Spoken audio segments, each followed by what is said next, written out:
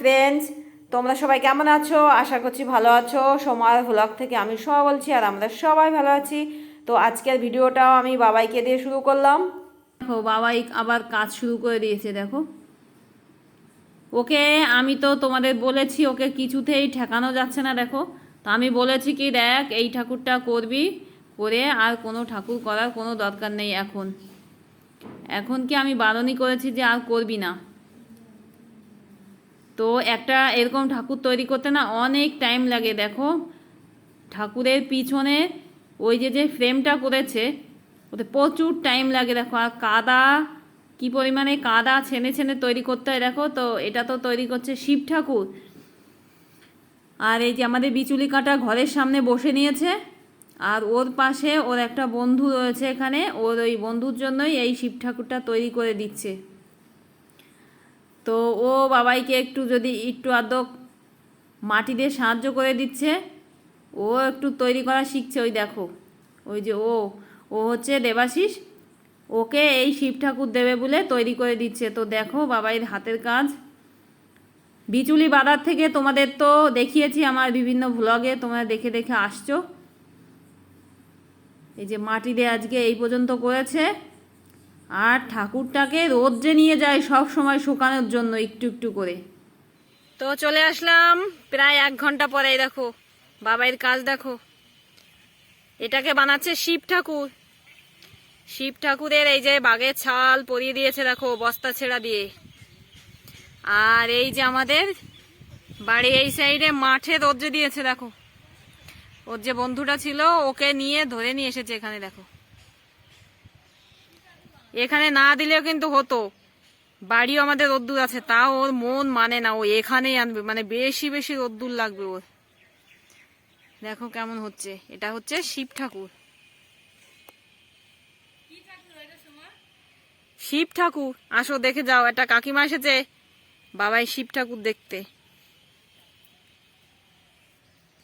এই পর্যন্ত করে রেখেছে, ওই যে কাকিমা আসছে।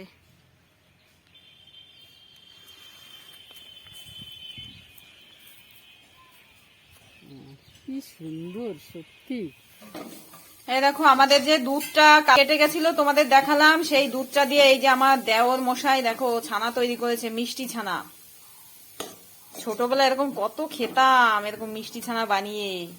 বেশ সুন্দর হয়েছে এটা, না রুটির সঙ্গে খেতে বেশ ভালো লাগে। সুন্দর হয়েছে দেখো, অনেকটা হয়েছে কিন্তু এখানে প্রায় 200 গ্রাম হয়ে গেছে। রান্নাঘরে যখন আসলাম তোমাদের একটা জিনিস দেখাই। এই দেখো এখন তো গরম পড়ে গেছে, রোজ আমরা টক দই খাচ্ছি, ঘরে পাতা টক দই। এই দেখো হাড়ির ভিতরে রেখেছি, রোজ দুপুরবেলা আমরা এই টক দই দিয়ে ভাত খাচ্ছি।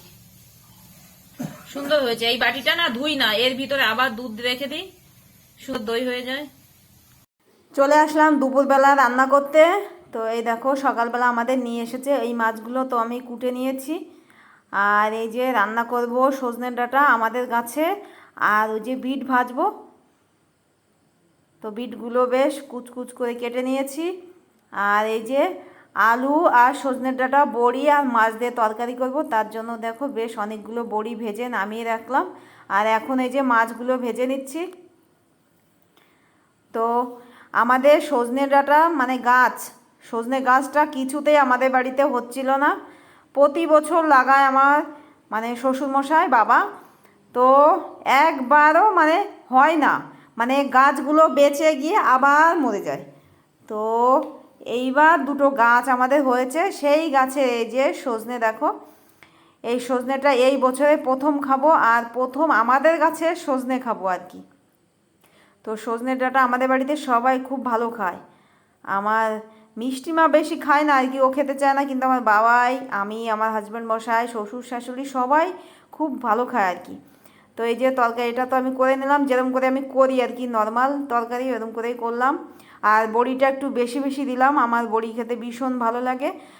তো অনেক বন্ধুরা দেখি ভাজা বড়ি খায়, কিন্তু আমাদের বাড়িতেও খাওয়া হয় ভাজা বড়ি, আমিও খাই, কিন্তু আমার বেশি ভালো লাগে তরকারির বড়ি, ওই জন্য একটু বেশি বেশি দিলাম। আর এই দেখো তরকারিটা আমি সম্বরা দিয়ে দিয়েছি, নামিয়ে নেব। 1-2 শুকনো লঙ্কা আর জিরে ভেজে তরকারিতে মিশিয়ে নামিয়ে দিয়েছি তরকারিটা। আর এই যে বিটগুলো ভেজে নিচ্ছি, ফোড়নে দিয়েছিলাম কতগুলো সর্ষে, লবণ আর হলুদ দিয়ে ভেজে নেবো বিটগুলো। তো আমার রান্না কমপ্লিট। তো এই যে হচ্ছে সেই তরকারি, এরকম করেছি দেখো। আর এরকম তরকারি খেতে আমার খুব ভালো লাগে।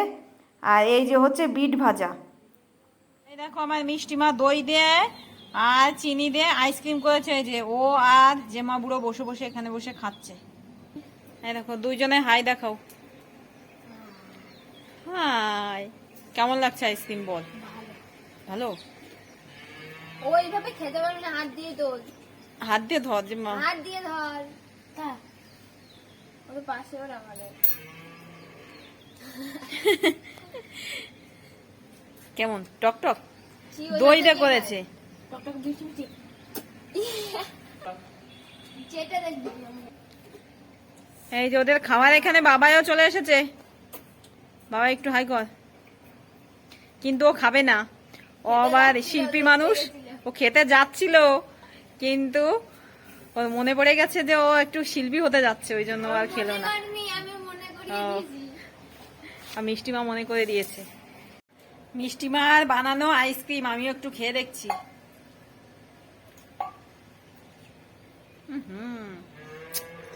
কাঠি হলে ভালো হতো, খেতে বেশ ভালোই লাগছে। আর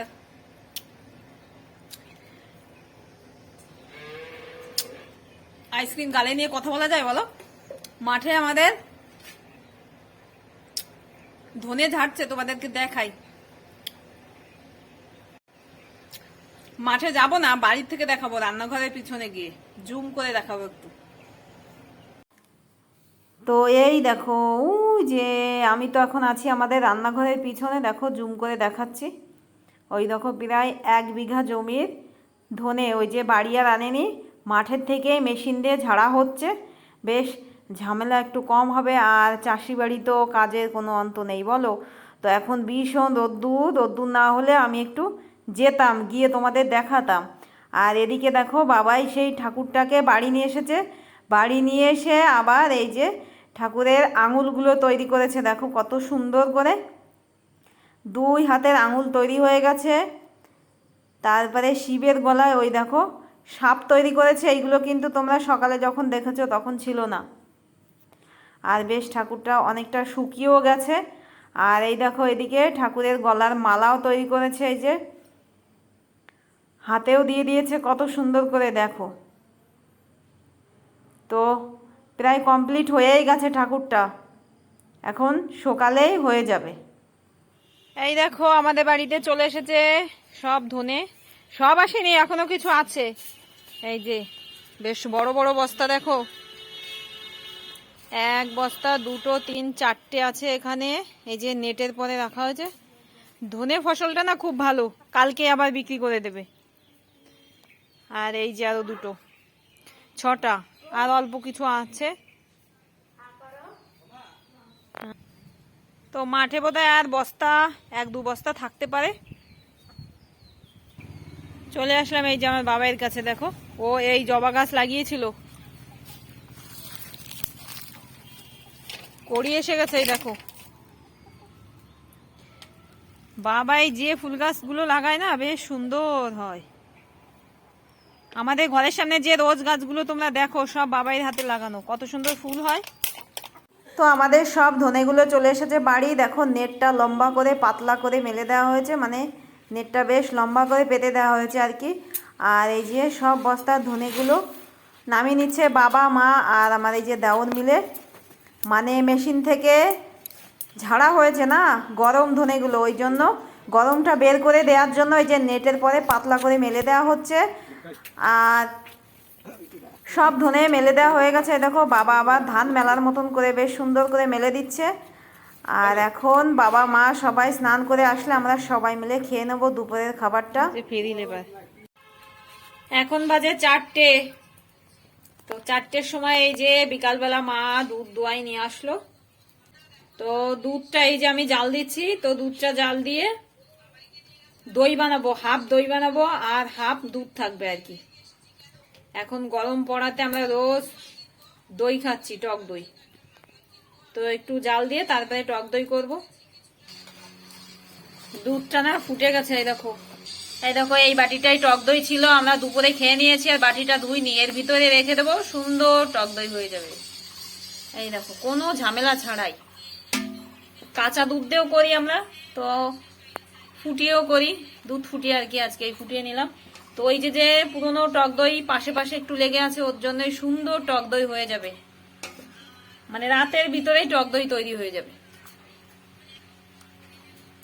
আর দেবো না, এই পর্যন্তই থাক। টক দইয়ের জন্য তো এইটুক থাকলো। আর এই যে আমাদের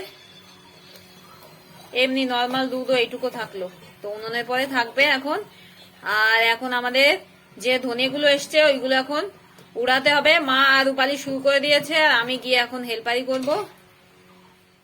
চলে আসলাম এই যে দেখো হেল্পারি করতে। তো আমি আর রূপালি বেশ নেট ধরে নিয়ে একটু গুছিয়ে নিচ্ছি। আর এই দেখো মা আর রূপালি তো এই যে উড়াবে। আর আমার এখন অনেক কাজ। আমি বস্তা ভরবো। শুধু বস্তা ভরলে হবে না, বস্তা ভরে ভরে আবার ঘরে নিয়ে আসবো। ঘরে নিয়ে এসে বারান্দায় মেলে দেবো, কারণ ধনেটা তো ভিজা না, এইভাবে বস্তা ভরে রাখা যাবে না, মেলে দিতে হবে বারান্দায় আর কি। তো মা আর রূপালি এই যে ফ্যানের হাওয়ায় বেশ সুন্দর করে উড়িয়ে নিচ্ছে, আর আমি এই যে বস্তাগুলো ভরে নিচ্ছি। আর চাষি বাড়ি তো কাজের কোনো অন্ত নেই, বলো, কাজের কোনো শেষ নেই। তো এখন তো যে কাজ আছে সব মেয়ে মানুষেরই কাজ। তো এই দেখো আমি একটু নেটটা চারিপাশটা একটু গুছিয়ে নিচ্ছি। তো হয়ে যাচ্ছে খুব তাড়াতাড়ি। উড়ানো জিনিসটা কি হয় বলো তো, প্রথম প্রথম না খুব তাড়াহুড়ো করে বেশ তাড়াতাড়ি হয়, তারপরে শেষের দিকে আর হতে চায় না। তো এই যে একটা ভালো ফ্যান হয়েছে, ফ্যানে বেশ উড়ে যাচ্ছে সুন্দর। আর ভীষণ গরমও লাগছে জানো না গো। আর খুব ব্যস্ত ব্যস্ত হয়ে কাজগুলো করতেও হচ্ছে, কারণ সন্ধ্যার আগে করতে হবে। সন্ধ্যার হয়ে গেলে আবার তখন আবার দেখা যাবে না, না লাইটের আলোতে সেইভাবে সুন্দর হয় না, দিনের আলোতে যত না সুন্দর হয়। তো সন্ধ্যার আগে করতে হবে, ওই জন্য খুব তাড়াহুড়ো করে কাজটা করেও নিচ্ছি আর কি। তাছাড়া সন্ধ্যাবেলা আমার পিসি শাশুড়ি মায়ের বাড়িতে আজকে আবার ভাগবত পাঠ আছে, ওখানে যেতে হবে। তো ওখানে এই যে এখন যে টাইমে কাজ করছি এই টাইমটাই চলে যেতাম, শুধু আমাদের বাড়িতে এই যে ধনেগুলো এসেছে এই কাজ করতে হচ্ছে, ওই জন্য এই কাজটা সম্পূর্ণ করে তারপরে যাব। তো এই কাজটা করতে করতে আমাদের সন্ধ্যা হয়ে যাবে আর কি, কারণ এখানে অনেক ধনেই হয়েছে। তো ধনে ফসলটা একটু খাটনি কম হয়। তো আমি ভেবেছিলাম কি এইগুলো উড়িয়েই হয়তো বিক্রি করে দেবে, যেমন অনেকে আজকে ধনেগুলো পরিষ্কার করে নিয়ে আজকেই বিক্রি করে দেয়, কিন্তু আমাদের বিক্রি করবে না বলছে, একটু শুকিয়ে ঘরে রাখবে তারপরে বিক্রি করবে। তো দেখো আমি তো বস্তা ভরে নিচ্ছি, আগে কতগুলো ভরে নেব তারপরে ঘরে নিয়ে যাব। তো প্রচুর কাজ, আর পরে তোমাদের সঙ্গে কথা বলার মতন সময় হবে না, কেননা তার জন্য এখানেই আজকের ব্লগটা শেষ করি। তোমরা সবাই ভালো থেকো, সুস্থ থেকো, আর আমার চ্যানেলটা প্লিজ সাবস্ক্রাইব করে দিও, লাইক দিতে ভুলো না, শেয়ার করো প্রচুর, আর কমেন্ট করে জানিও কেমন হয়েছে। আর আমার যদি কোনো ভুল হয়ে যায় নিজের মনে করে ক্ষমা করে দিও প্লিজ। R tata.